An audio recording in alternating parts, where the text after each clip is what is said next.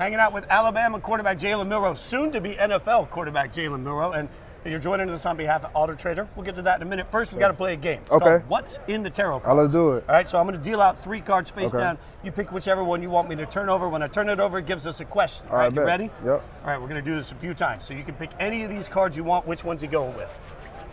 He's thinking about it. Let's go with this one right here. All right, so he goes to the far right, and the far right comes back with strength, which is Jared Goff hanging out with a lion. So I got a question to go with Jared Goff hanging out with a lion. All right, so this is courage, bravery, any of those sorts of things. All right, so fastest guy on the team. I watch Game Day, and every week Saban's telling me you're the fastest guy in Alabama. So who's the fastest guy on that team? Fastest guy, I got to give it to 2 guys. Kendrick Law, he was played receiver for us, and Emmanuel Henderson. Those are the fastest guys on the team. We tested it multiple times. One way to test it off is kickoff. And so at practice, they run down the field and try to make a play on the ball, and they always had the top of the charts for their speed. So I'll give it to them. Those guys can move. Okay, is there somebody in college football you really like? Is there another quarterback you really want to race?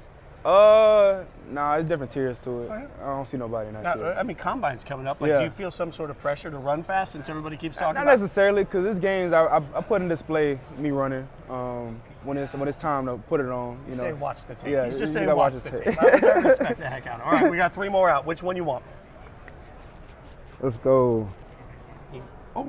Here we go. I tricked you a little bit. He left. All right, you tricked me. All right. The Chariot, which has Andy Reid sitting on about the victory and success. All right. You've had a lot of success in college, but now you're getting ready for the next level. What's your message to teams that you start talking to as you get through this draft process? No, absolutely. I think the biggest thing is preparation. Preparation is so key to getting wherever you want to go and to be able to achieve. And so much that I had in college was exposure to knowledge. And just having the experience being coached by the greatest coach of all time.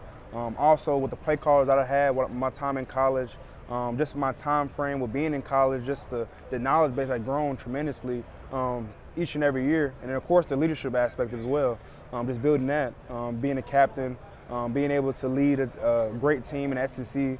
So it's been a lot of exposure being in college. So I'm so excited for the next chapter. You also had to learn a new offense this year, Absolutely. right? Like, so that's part of your process. Like, how did that help prepare you? Yeah, for sure. It's all about a process, and also just acknowledging that during the offseason, no shot clock. So you have so much time to build, so much time to narrow down what you need to build in the offseason. And so, I definitely applied that aspect of it prior to getting into the season, just the preparation phase. So I think that's big.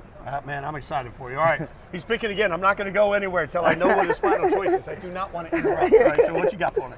All right, let's go with this one right here. You can always tell. Players are so methodical. They think this out. So, all right, he got Wheel of Fortune, which is Destiny. All right, so I'm going to turn that into Destination. I keep asking you about the draft. It's just the way it comes up. Dream destination. Where do you want to play? He's going to say anywhere in the NFL. All right, come on, it's just me and you talking. There's anywhere in the NFL. Ideally, I'm from the South, so being around my family would be great. But anywhere in the NFL, I'm looking for the greatest opportunity to extend my playing career. What's the NFL team is there an NFL team you love? Like that makes So it's crazy. They have their franchise quarterback, so I'm not going there. But I grew up a Ravens fan. So I was born in California. I moved to Maryland just for a year, real briefly. And then when I moved to Texas, my first youth team I played on was with the KDU's Ravens. And so since then, I watched the Ravens growing up, and then I also lived in Maryland for a brief time. So I was a Raven fan growing up. So, I still cheer for him right now. So have you and Lamar connected? I have not. I'd love to connect with him, though. Oh, we're going to make that happen. We're trying to put that into the ethos. Now all of a sudden I'm trying to build friendships, trying to connect people. No, okay, for real. give me what you got. Let's go right here. Right on the left side, he's got the moon, which has the gritty on it, intuition and dreams. We already did that one, so you know what? I'm just going to go from dreams to nightmares. I'm suddenly audible in here. Is the SEC dead? Okay, hear me out. Like, we keep hearing about the college football playoff. Obviously, I know it's a sore subject, but realistically, Big Ten wins 2 straight national championships. Everybody's telling me the SEC's dead. What say you? So let's check this out. So prior to the season starting out, the preseason ranking has majority of SEC teams in the rankings, right? The thing about the SEC is we cancel each other out. We play a hard schedule each and every week. If you look at the strength of schedule, SEC is always going to power over other conferences, right? Of course, you look at wins, losses, the college playoffs, stuff like that. But you narrow the focus into the competition level each and every week. It's a tough bracket. It's a tough conference, and so that's how we see it. But it's the best conference in the country, you know, hands down. You know, when you look at other conferences, only a couple powerhouse teams, but SEC, you have to battle each and every week. So what was y'all's mindset? Now you can look back on it, right? Like when the committee was making that final decision and you don't control your own destiny anymore, you're watching those rankings. What was your mindset going into it? Yeah, absolutely. You know, for us, number one, we're competitive. You know, of course, you know, when we set the seasons, you know, at the beginning of the season, we had short-term goal, long-term goal. The long-term goal that we wanted to accomplish was making the college playoffs. So, of course, you know, initially, we were passionate about getting it in. You know, we felt as though we had the strength of schedule. We felt as though we were prepared to go into the college playoff, but also acknowledging that we have full opportunity to achieve that by doing the things properly during the season. So we just have to look in the mirror, acknowledge that what we need to improve on so we can be the best team we can be for next season. All right, I'm going to cheat because I'm not an honest person, apparently. I really want to ask you a fun question. I bet. So I just pulled the Sun card because that's fun, and I'm just cheating because I run the game. All right, Big Al versus like an elephant. Right? Yeah. All right, so Big Al, elephant versus a bear. Who wins in a fight?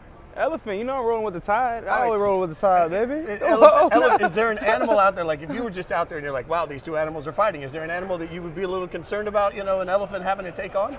Nah, I'm rolling with the tide always, baby. Low to the soil, man. I mean, Big Al's an elephant in a costume. Yeah. So we're going, all right, you're joining us for Autotrader, so tell everybody what you're doing with them. No, absolutely. Autotrader are great resources for me. I actually had a first-hand experience with Autotrader. I bought a panoramic Porsche recently last spring, and so I had first-hand experiences. What all was involved with that purchase, the easy access, the budgeting process as far as that process. And so, you know, also now going into the league, you know, my first big purchase I really want to make is a car. And so, you know, it's just great to build a relationship. It's great to also have the exposure to doing so. I mean, panoramic Porsche, we should have done this in your car. We could have walked around and done that. Man, Jalen, I appreciate your time. Yes, thanks for hanging out. No, I appreciate it. Thanks. Yes, sir. Appreciate it.